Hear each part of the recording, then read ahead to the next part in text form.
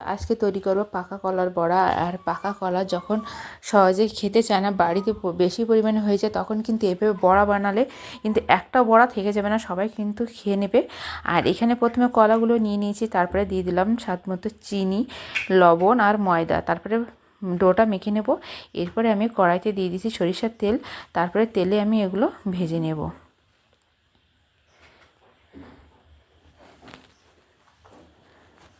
যে কোনো তেল দিয়ে এই বড়াটা কিন্তু ভেজে খাওয়া যায়, ঘি দিয়েও ভেজে খেলে ভালো লাগে। এভাবে উলট পালট করে বড়াগুলো আমি ভেজে নেব। এটা কিন্তু খেতে দারুণ লাগে, বাচ্চাদের তো খুবই পছন্দের।